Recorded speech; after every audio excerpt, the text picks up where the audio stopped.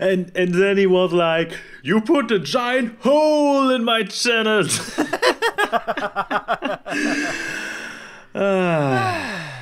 So, you're serious? That one last crossover for the season 4 finale, and then you are going to close the rift between all the Brunalitis channels for good? Well, we have come full circle. The two of us caused the rift in our Magical Mystery Cure crossover. There won't be a better opportunity to fix it during a Twilight's Kingdom crossover. Man, Rift Magic sure works in funny ways. Tell me about it. Now let's do this.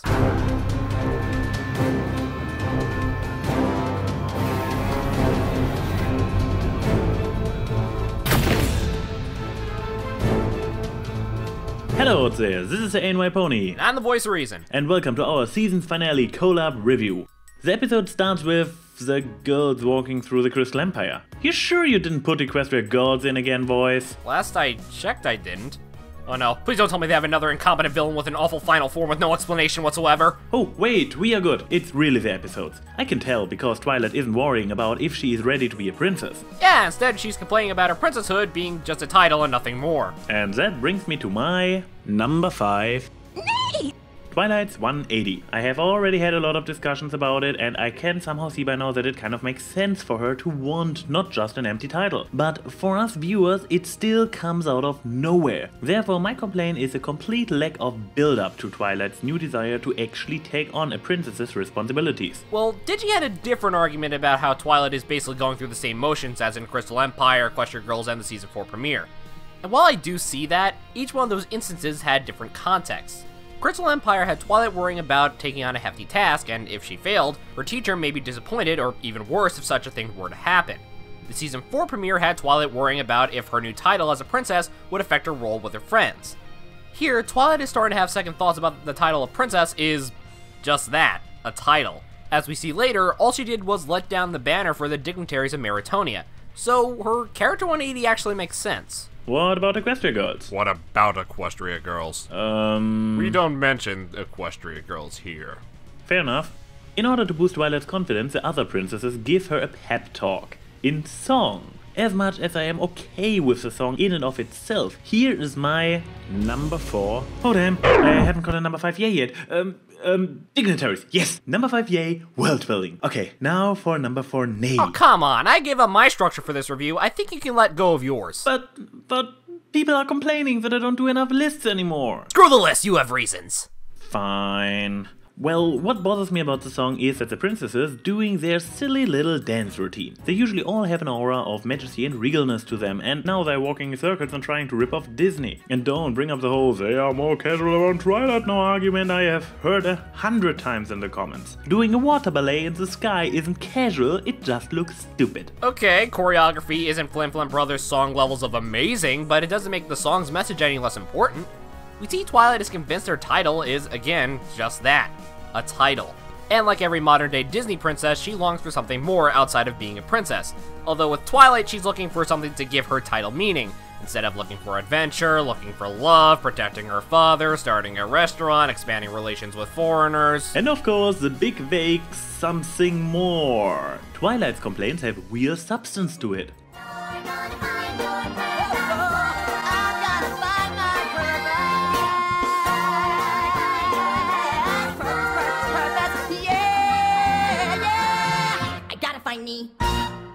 And believe it or not, those two nitpicks are the biggest complaints I have with the entire season's finale. Because right now, horse apples get real. That doesn't even make sense. And shit gets real, does?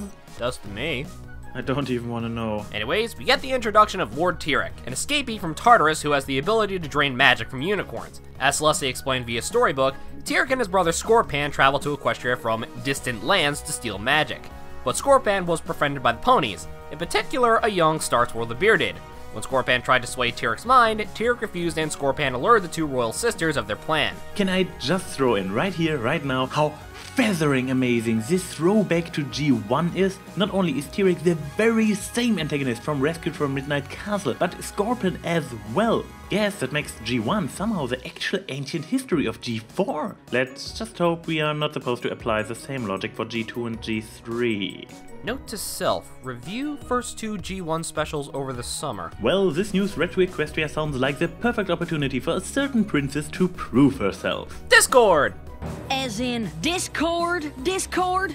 Well, Discord is Best Alicorn Princess. And then they're gonna become alicorns. Yeah. Thanks, Hasbro. I believe in M.A. Larson. In any case, Celestia's plan does make sense if we take into account Keep Calm and Flutter On. This would be a task Discord would use his magic for good instead of evil, most of the time. Taking on a force that eats magic to gain power would be a task for Discord to contain. Discord to the rescue! But not before leaving Twilight the necessary clues to figure out how to open the mystery box from the season opener. I could basically feel a great disturbance in the fandom, as if millions of voices suddenly cried out, "I told you so!" and were suddenly silenced. And then, the big shock happened. Discord returns to his villainous ways, and oh how beautiful it is. Not only do we see that Discord is not omnipotent, but it shows how Tyrek is one step above the Master Manipulator. He even brings up a good point about how his role in Equestria has been reduced to an errand runner, and that his friendship could be seen as imprisonment if you look at Keep Calm and Flutter On from a certain angle. Where does he come from and disappear to all the time? He comes and goes. I'm getting used to it. This is the laziest, stupidest explanation for pandering I have ever heard. Sounds like your other self needs a cough drop. Yeah, he's fine. He only does the voicing so people know if it's him or me talking. Anyways, back to topic. The keys are actual keys. Like, literally. Shame, I thought the box would actually have a coin slot for Applejack. But that works too. But we better keep talking about the box, its content, and how the entire season-spanning story arc comes to a conclusion for later, when, well, it actually comes to a conclusion. Also, there is no time to celebrate right now, or in Twilight's case, to sulk, since the princesses have become aware of Discord's betrayal. Now here's something I observed. When Tyrek's magic sucking... Wow, that sounds dirty. Well, you could even say Tyrek sucks at magic. What did I say about referencing Equestria girls? Anyway, after Tyrek absorbs all the magic, he moves on to taking away not only flight from the Pegasi, but also strength from the Earth Ponies. This is interesting to note because I've noticed that evil magic in Equestria grows exponentially. Take for example the Inspiration Manifestation, where the spell starts off as a small fixer-upper and by the end of the episode, Rarity's creating objects out of thin air. Or even Sombra with the Dark Crystal Takeover, as we see he becomes whole again when he has the majority of the Crystal Empire covered in the Dark Crystal. Heck, Chrysalis, after slowly draining Shining Armor's magic and feasting on his love, had her go hoof to hoof with Celestia and win. Who would have thought Evil's greatest ally was math? Now, for one of the moments that kind of ruins the episode for many people in retrospect, the princess's counter-action plan. I can understand all the complaints about how trying to hide the Alicorn magic from Tyrek and simply hoping that Discord won't tell his new buddy about Twilight while Big Red already is pretty much in control is a really crappy plan. But come on, when have Celestia's plans ever been solid? After Friendship with Magic, Return of Harmony, Keep Calm and Flutter On, and especially the Crystal Empire, you all should know by now that TL's plans always are super complicated and have a ridiculous small chance of actual success. Point in case, Celestia tells Twilight not to involve her friends in the current crisis. Has she ever checked the subtitle of the show? Foreshadowing. I just roll with it and enjoy the actual tension this scene provides. So, part 2 starts off with a magic transfer to Twilight. That's no magic transfer. That's a bucking spirit bomb that Twilight's absorbing. Come on, this is My Little Pony we are talking about. Drawing connections to Dragon Ball is just ridiculous. Yeah, I guess you're right. In any case, Twilight makes it back to her established home and hoping no one notices she's been gone the whole night. She then realizes she has to bring up the sun since Celestia has no power, and it's a little awkward. Oh great, Celestia's drunk again.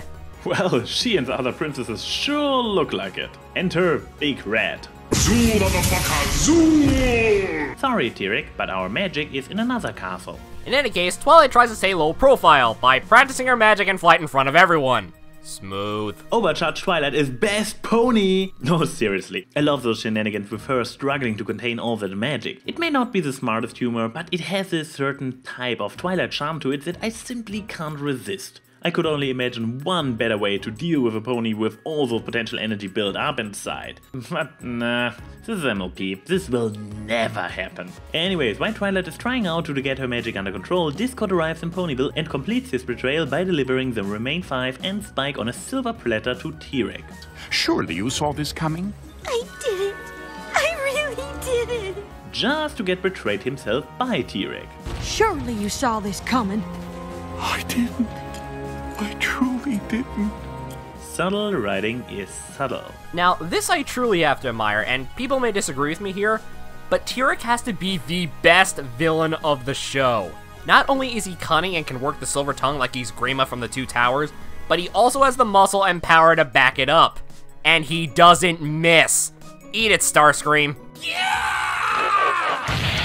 True story, even so I really have a hard time getting Discord this time around. Don't get me wrong, I consider him really interesting to watch throughout those 2 episodes, but trying to figure him out gives me a migraine. He starts out as he has been in his previous season 4 appearances, teasing, mischievous and provocative, while not real evil, but he also delivers a bookmarked journal to Twilight, implying that he already figured the box out. He basically gave her the manual to victory, but then he sincerely switches sides, apparently all evil again. So why does he not tell Tyrek about the disturbance in the Force senses? Maybe he's still good?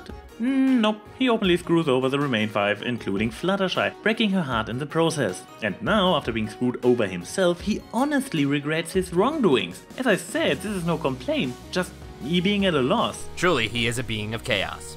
So, Twilight goes to the Castle of Two Sisters and try to control her magic. Hey look, she's between a rock and a hard place. Thus, the confrontation with Tyrek begins. Twilight is clearly out mad, so she teleports back to her library and... What you say? That you only meant well. No, not Titan's Tower. I mean, Twilight's library. Yeah, well, that's what you get for just running away all the time. It's Dragon Quest all over again. Come on, girl, you are bursting with magic. If you would only overcome this little girl's show stigma and... Okay, not 1 minute ago, she couldn't control teleporting. Now she's throwing Gallic guns and Kamehamehas at Tyrek like she's Goku and Vegeta. What? Shut up and enjoy the pretty explosions.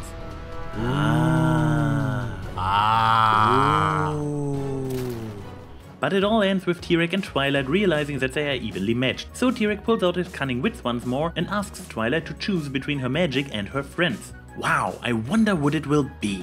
Well, to be honest, we wouldn't want it any other way, would we? Now this key moment actually reminds me a bit of Celestia in taking a shot in the dark with Twilight's task.